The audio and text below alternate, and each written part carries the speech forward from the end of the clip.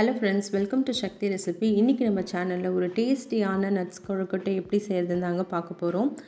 வீடியோக்குள்ள போறதுக்கு முன்னாடி நம்ம சேனலை சப்ஸ்கிரைப் பண்ணிக்கோங்க. கூடவே பக்கத்துல இருக்கிற பெல் ஐகானையும் கிளிக் பண்ணிக்கோங்க.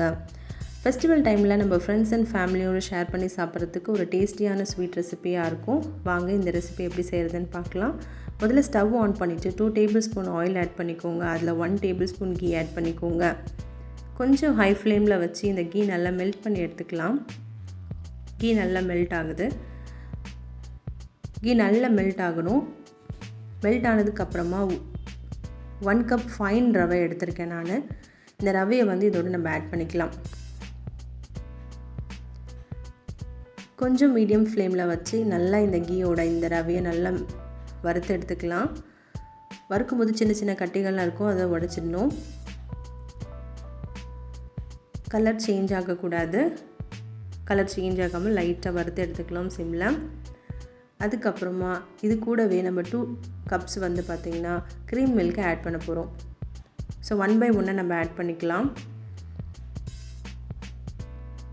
ஆட் பண்ணிவிட்டு இந்த க்ரீம் மில்க்கும் இந்த ரவை எல்லாமே வந்து ஒன்றா மிக்ஸ் பண்ணணும். நல்லா மிக்ஸ் பண்ணி எடுத்துக்கோங்க. சின்ன சின்ன பபிள்ஸ் இதெல்லாம் எதுவுமே இருக்கக்கூடாது. கொஞ்சம் மீடியம் ஃப்ளேமில் வச்சுட்டு நல்லா அதை மிக்ஸ் பண்ணி எடுத்துக்கலாம். ஓகே, இது கூடவே 1/2 கப் சுகர் ஆட் பண்ணுறேன். நம்ம டேஸ்ட்டுக்கு ஏற்ற மாதிரி சுகர் ஆட் பண்ணிக்கலாம். நான் இப்போ 1/2 கப் சுகர் ஆட் பண்ணியிருக்கேன். இந்த சுகர் இதெல்லாமே வந்து நல்லா பிளெண்ட் பண்ணி எடுத்துக்கலாம். சுகர் ஆட் பண்ணும்போது லைட்டாக அது மெல்ட் ஆகும்.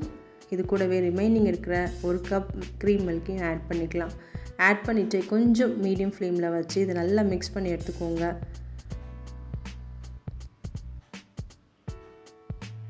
ஸோ இந்த ரவை இது எல்லாமே வந்து இந்த மில்க் க்ரீமோடவே நல்லா வந்து உங்களுக்கு வெந்துடும். இந்த மாதிரி நல்லா உங்களுக்கு வெந்து வந்துடும். இது கூடவே நம்ம வந்து 1/2 கப் வந்து மில்க் ஆட் பண்ணிக்கலாம். மில்க் ஆட் பண்ணிவிட்டு இந்த மில்க் க்ரீம் மில்க்கு இந்த ரவை இதெல்லாமே வந்து நல்லா மிக்ஸ் பண்ணி எடுத்துக்கோங்க. கொஞ்சம் ஹை ஃப்ளேமில் வச்சுக்கோங்க. ஹை ஃப்ளேமில் வச்சுட்டு இதை நல்லா மிக்ஸ் பண்ணி எடுத்துக்கலாம். ஃபைனலாக இது ரெடி ஆகிடுச்சு.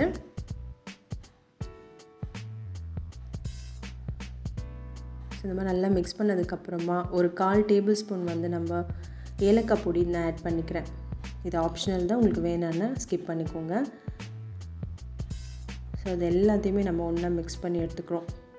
ஸோ ஃபைனல் ஸ்டேஜ் ரெடி ஆகிடுச்சு. ஆல்மோஸ்ட் இது ரெடி ஆகிடுச்சு. நம்ம டச் பண்ணி பார்த்தோம் அப்படின்னு சொன்னால் கையில் ஒட்டாமல் இருக்கணும். இது ஆல்ரெடி வெந்துடுச்சு. ஸோ இது ஒரு பிளேட்டில் வச்சு நம்ம ஆற வச்சுக்கலாம். ஒரு 15 பாதாம் ஆட் பண்ணிக்கோங்க. அதுக்கப்புறமா ஒரு 10 முந்திரி ஆட் பண்ணிக்கோங்க. அதுக்கப்புறம் ஒரு 2 டேபிள்ஸ்பூன் வந்து துருவின தேங்காய் ஆட் பண்ணிக்கோங்க.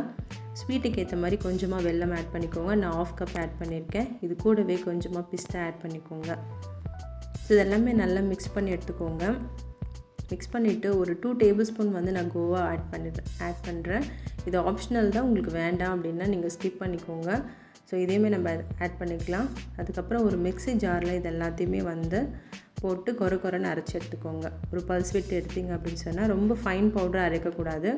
கொஞ்சமாக கொரன்னு அரைச்சி எடுத்துக்கோங்க. ஸோ இந்த ஸ்டேஜில் அரைச்சி எடுத்துக்கிட்டு சின்ன சின்ன பால்ஸ் மாதிரி ரெடி பண்ணி வச்சுக்கலாம் பூர்ணம் செய்கிறதுக்காக. அதுக்கப்புறம் அச்சு எடுத்துக்கோங்க. இந்த அச்சில் வந்து கொஞ்சமாக நம்ம வந்து கீ வந்து இன்னர் பார்ட்டில் லைட்டாக அப்ளை பண்ணி எடுத்துக்கோங்க. இப்போ வந்து இந்த கொழுக்கட்டை வந்து நல்லா ஒரு ஷேப்பாக அழகாக வர்றதுக்காக நம்ம அந்த கீ யூஸ் பண்ணுறோம். அதுக்கப்புறமா இந்த பூர்ணத்தை கொஞ்சமாக உள்ளே வச்சு இன்சர்ட் பண்ணிவிட்டு மேலே வந்து கவர் பண்ணிக்கோங்க. நம்ம யூஸ்வலாக பூர்ண கொழுக்கட்டை செய்கிற மாதிரி தான். ஸோ இந்த மாதிரி ஃபுல்லாகவே கவர் பண்ணிவிட்டு ஓப்பன் பண்ணி பாருங்கள். ஸோ ரொம்பவே சூப்பரான ஒரு ஷேப்பில் இருக்கக்கூடிய நட்ஸ் கொழுக்கட்டை ரெடி ஆகிடுச்சு. பாருங்கள், பார்க்கவே ரொம்ப பியூட்டிஃபுல்லான கலரில் இருக்குது. அந்த ஷேப் வந்து பார்த்திங்கன்னா நம்ம நெய் ஆட் பண்ணதுனால வந்து அந்த லைன்ஸோடு அழகாக வந்திருக்கு. ஸோ இந்த மாதிரி கொஞ்சமாக நம்ம ரெடி பண்ணி வச்சுக்கலாம். ஸோ ஒட்டாமல் அழகாக வருது பாருங்கள். ஸோ இந்த மாதிரி நம்ம ரெடி பண்ணி வச்சுக்கலாம். ஸ்லோவாக நம்ம எடுக்கும்போது ரொம்ப நல்ல அழகான ஷேப்பாக வரும். ஸோ எங்கேயும் அடிப்படாமல் வரும். ஸோ இதில் வந்து நம்ம எக்ஸ்ட்ரா எந்த கலருமே நான் ஆட் பண்ணலை. இது பார்க்கவே ரொம்ப பியூட்டிஃபுல்லான கலராக இருக்குது. க்ரீம் மில்கோட கொஞ்சமாக ஒரு 5-6 குங்குமப்பூ மட்டும் போட்டு ஒரு 15 மினிட்ஸ் கழித்து தான் நான் வந்து இந்த ரெசிபியில் வந்து நான் ஆட் பண்ணேன். ஸோ பார்க்கவே ரொம்ப பியூட்டிஃபுல்லான கலராக இருக்குது. ஒரு எல்லோயிஷான ஒரு கலர் இது. ஸோ மைல்டான ஒரு கலர்.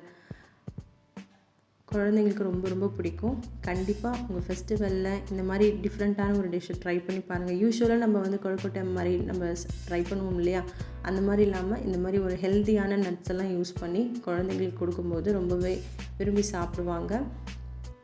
ஸோ கண்டிப்பாக ஃபெஸ்டிவல் டைமில் அதை நீங்கள் தாராளமாக ட்ரை பண்ணலாம். ட்ரை பண்ணி பார்த்துட்டு உங்களுடைய கமெண்ட்ஸை ஷேர் பண்ணுங்கள். தேங்க்ஸ் ஃபார் வாட்சிங்.